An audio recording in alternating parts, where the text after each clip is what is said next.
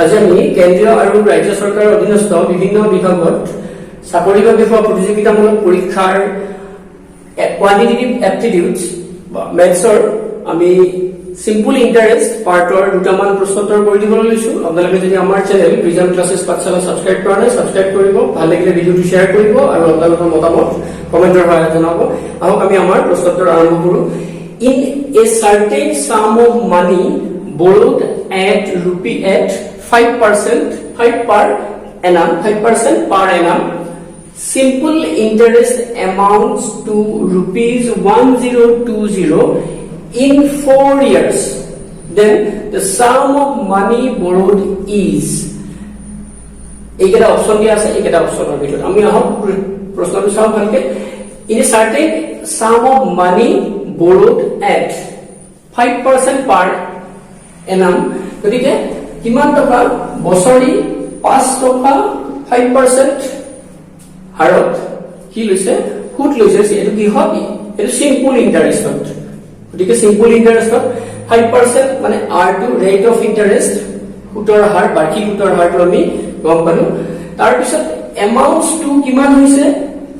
আমাৰ কিমান বছৰত, সময়টো দিয়া আছে 4 ইয়াৰ্স, টি টু দিয়া আছে 4 ইয়াৰ্স, 4 বছৰত যিটো আমাৰ মূলধন আছে, আমি মূলধনটো আমি কি নাজানো, সেই মূলধনটো প্ৰিন্সিপালটো গৈ 4 বছৰত 5% কে কিমান হৈছে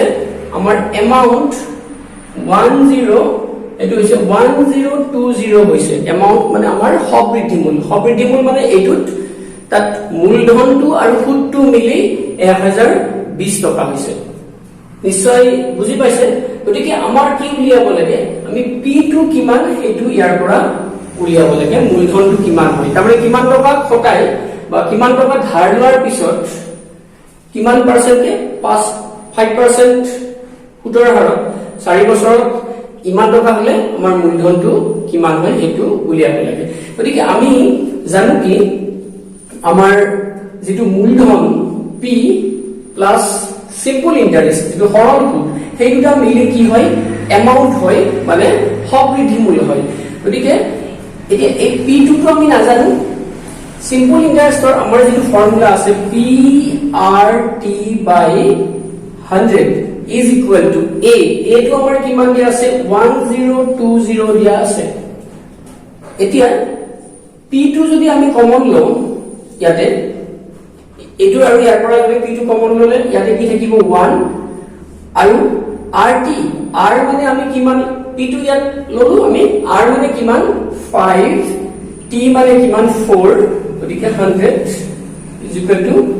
1020। এতিয়া 5ৰে এইটো কেইবাৰ 20 বাৰ, 4ৰে 5 বাৰ, গতিকে এইটো কিমান হ'ব পি 1 প্লাস এইটো 5/1 আৰু একবাৰ গৈছে 5/1, এইটো কিমান হ'ব 1020। এইটো হল। এতিয়া ইয়াৰ পৰা আমি কি পাম, একেলগে নিশ্চয় বুজি পাইছে। ইয়াৰ পৰা আমি কি পাম পি ইনটু এইটো 5 আৰু তলত কি আছে 1, লসাগু কিমান 5 হ'ব। তাৰ পিছত 5 গুণ 5 যোগ 1 is equal to 1020। গতিকে এইটো কিমান হ'ব আমাৰ পি 5/6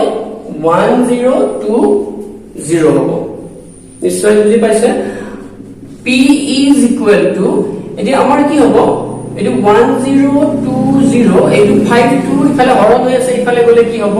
পূৰণ হ'ব 5, এইটো 6 টো পূৰণ হৈ আছে, ইফালে আহিলে হৰণ হ'ব। গতিকে 6 ৰে এইটো আমি যদি কেনসেল কৰো, কেনসেল কৰিব লাগিলে 6 গুণ 6 কিমান থাকিল 4, 6 7 গুণ 4 হলে 42, 6 7 গুণ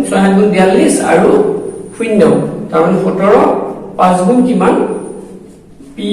17 5 গুণ 85 0, তাৰমানে মূলধন কিমান হ'ব 8p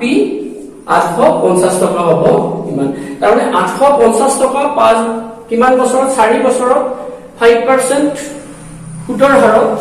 বছৰি যদি 5% হিচাপত লয় তেতিয়া কিমান টকা হ'ব মূলধন আৰু এইটো মিলি 1020 টকা হ'ব। নিশ্চয় বুজি পাইছে। আৰু আমাৰ ভিডিওটোৰ ডেসক্ৰিপশনত আমাৰ কোৱেশ্চনটো দিয়া থাকিব আপোনালোকে তাৰ পৰা কোৱেশ্চনটো ভালকে চাব পাৰিব আও সিম্পল ইন্টাৰেষ্টৰ আনটা প্ৰশ্নটো চাও Honey Singh borrowed rupees 5,000 from Daljit at simple interest Honey Singh ইমান 5,000 টকা লৈছে কৰ পৰা Daljitor পৰা simple interest সৰল সুতত লৈছে if Daljit got rupees 500 more than his capital after 5 years then the rate of interest per annum is তাৰমানে কি কৰিছে Daljite কিমান পাইছে 500 টকা বেছি পাইছে then his capital amount মানে principal amount মানে মূলধনতকে 500 টকা যদি বেছি পায় তাৰ মানে কি হেইটোৱে এই 500 টকাটোৱে কি তাৰ আসলতে কি সুদটো সৰল সুদটো 500 টকা কেই বছৰত 5 বছৰত then the rate of interest মানে আমাৰ বছৰি সুতৰ হাৰ হেতু উলিয়াব লাগে আমাক এইকেইটা অপচন দি আছে 2% 3% 4% আৰু none of the above দিয়া আছে এতিয়া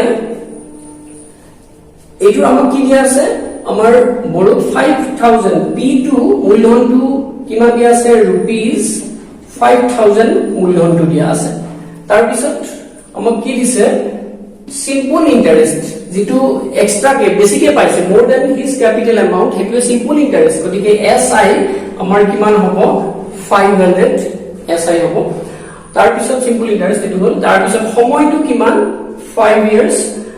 সময় আৰু আমি কি উলিয়াব লাগে ৰেট অফ ইন্টাৰেস্ট r2 সুতৰ হাৰটো উলিয়াব লাগে এতিয়া